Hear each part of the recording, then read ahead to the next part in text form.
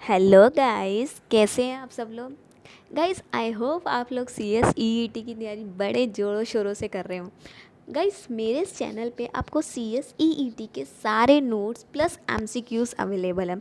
जो भी मैं नोट्स प्रोवाइड करती हूँ वो according to your study material है, तो वो आप लोगों के लिए बहुत हेल्पफुल मिलेंगे।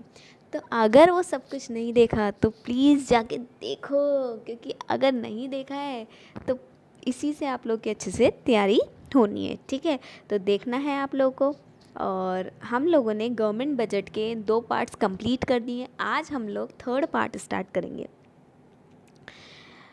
अभी तक हम लोगों ने गवर्नमेंट बजट में काफ़ी कुछ कंप्लीट कर दिया। रेवेन्यू बजट क्या होता है, रेवेन्यू रिसिट क्या होती है, फिर कैपिटल बजट क्या होता है, फिर कैपिटल रिसिट, फिर ऐसे ही रेवेन्यू बजट में अपन ने देखा था रेवेन्यू एक्सपेंडिचर, ऐसे कैपिटल एक्सपेंडिचर देखा था।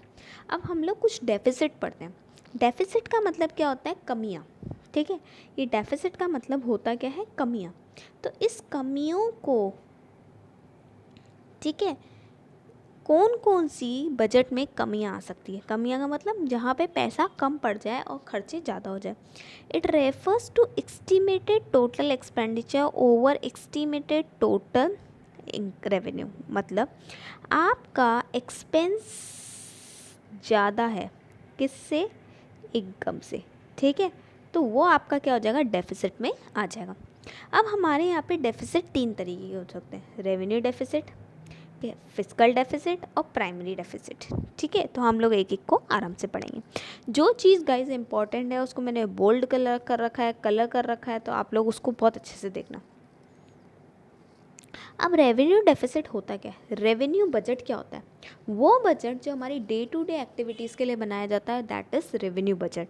तो रेवेन्यू डेफिसिट, रेवेन्यू कमी क्या होती है, जब डे टू डे खर्चे ज़्यादा हो जाए डे टू डे इनकम से, तो उसको बोलते हैं revenue deficit. It refers to excess of revenue expenditure over revenue receipt.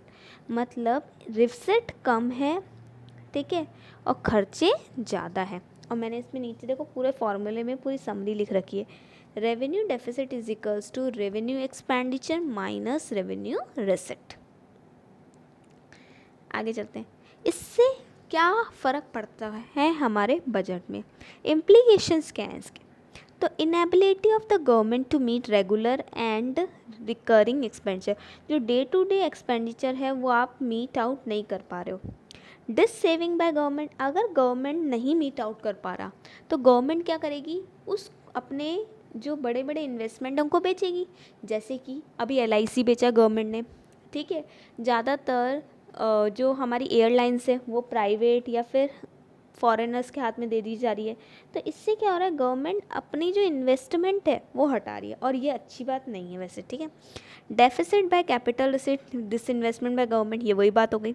ठीक है, पुराना पैसा निकाल दिया, डिस सेविंग, जो कि गवर्नमेंट कभी करती नहीं है, वो क्या करती है, डायरेक्ट बेचती है। तो बेचना मतलब डिसइन्वेस्टमेंट। इन्फ्लेनेटरी सिचुएशन, महंगाई हो जाती है। आप खुद ही देखो आफ्टर कोरोना कितनी ज़्यादा महंगाई हो रही है। वो इसीलिए हो रही है क्योंकि गवर्नमेंट के पास पैसा नहीं है, तो गवर्नमेंट क्या कर रही है, पैसा निकाल रही है।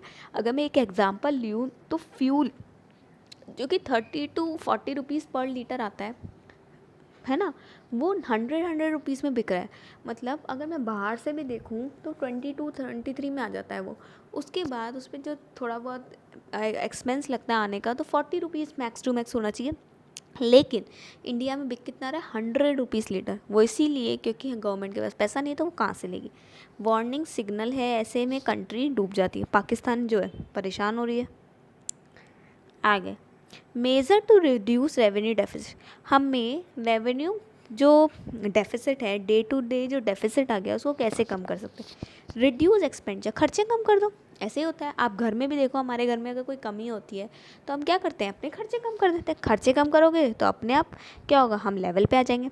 या फिर कमाई ज़्यादा कर लो, ये दो ही तरीके ना, या तो अपने खर्चे कम कर लो, ठीक है, या अपनी कमाई ज़्यादा कर लो। ठीक है, एक्सपेंस को कम कर लो, ठीक है, या फिर रेवेन्यू को बढ़ा दो। ठीक है, सेकेंड इज़ बेटर। ठीक है, मेरे हिसाब से खर्चे नहीं कम हो सकते लेकिन कमाइयाँ बढ़ सकती है। Next, fiscal deficit, physical deficit क्या बोलता है? It refers to excess of total expenditure over total receipt.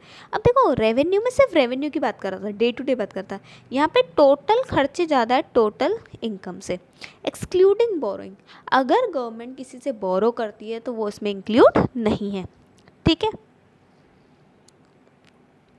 इससे क्या होगा? डेप ट्रैप्ड होगा। डेप ट्रैप का मतलब होता है गवर्नमेंट लोन पे लोन लेती रहेगी, क्योंकि अगर बड़े बड़े डेफिसिट आ जाते हैं तो गवर्नमेंट क्या करती है? दूसरी कंट्री से, वर्ल्ड बैंक से लोन लेती है। अब अगर ऐसे में गवर्नमेंट लोन लेगी दूसरी कंट्री से या फिर वर्ल्ड बैंक से भी लेती है, तो वो लोग हमारी कंट्री का कुछ हिस्सा मांगते हैं। जैसे कि एक एग्जाम्पल बोलूँ तो पाकिस्तान ने चाइना से लोन लिया, तो चाइना ने पाकिस्तान की ज़मीन पे ही कब्जा कर दिया, तो ये सब कुछ हो जाता है। नेक्स्ट, इन्फ्लेशन हो जाता है। आरबीआई क्या करेगा? नई करेंसी प्रिंट आउट करेगा लोन चुकाने के लिए। उससे क्या होगा? पैसे की वैल्यू कम हो जाएगी, क्योंकि पैसा ज़्यादा आ जाएगा मार्केट में, तो इससे भी प्रॉब्लम है। फॉरेन डिपेंडेंसी, हम फॉरेनर्स पे ज़्यादा डिपेंड हो जाएंगे, और फ्यूचर ग्रोथ के बारे में तो हम सोच ही नहीं पाएंगे। तो hammer the future growth. I hope आप लोग को समझ में आ रहा हो। इसमें से क्वेश्चन ऐसे बन के आ जाएगा कि the excess of total expenditure minus total receipt does not include क्या नहीं इंक्लूड होता? अभी बताया था मैंने आपको, बोरोइंग नहीं होती है, ठीक है, बोरोइंग नहीं होती है। दूसरा ये क्वेश्चन बन के आ सकता है, इसको बोलते क्या है? तो इसको बोलते क्या है? Fiscal deficit. तीसरा ये बन के आ सकता है, इसमें होने से इसमें क्या क्या इम्प्लीकेशन हो सकती है, तो वो सब कुछ आपको अच्छे से पढ़ना है। Next, primary deficit. जो फिस्कल डेफिसिट हुआ था ना, उसमें हमने बोरोइंग नहीं ली थी, तो बोरोइंग नहीं ली थी तो बोरोइंग हमें मिलती है, हम वापस देते हैं, लेकिन उसका इंटरेस्ट जो एक्स्ट्रा आ जाता है वो, तो इंटरेस्ट लेना है। It refers to different between physical deficit of the current year, interest payment of the previous borrowing. तो इंटरेस्ट आप माइनस कर देना, कौन से? प्रीवियस बोरोइंग के, मतलब जो भी आपकी बोरोइंग है उसके इंटरेस्ट, ठीक है।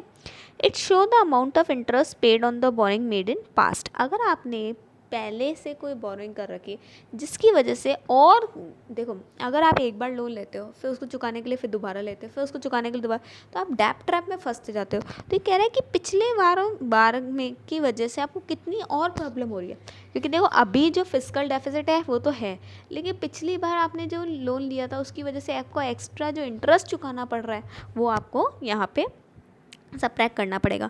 सब्ट्रैक्ट करने से पता चल जाएगा आप कितना और बेच जाओगे।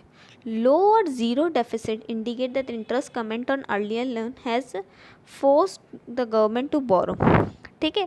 तो अगर आपका फिजिकल डेफिसिट कम आता है तो इसका मतलब आपने लोन पहले से कम ले रखा है, ठीक है, और ज़्यादा ले रखा है। अगर आपकी डेफिसिट ज़्यादा से ज़्यादा आती है, ठीक है, तो इसमें क्या होगा? आपने लोन क्या ले रखा है? ज़्यादा ले रखा है। अब आपका हो गया लो और ज़ीरो लिख रखा है, बेटा जो माइनस होके आएगा, तो अगर वो कम आएगा तो इसका मतलब क्या होगा कि आपकी जो डेफिसिट है वो इस साल की तो इतनी है और इंटरेस्ट रेट की वजह से इतनी है, तो ये ख़राब है अगर आप लोग ने ज़्यादा डेफिसिट आ रखी है।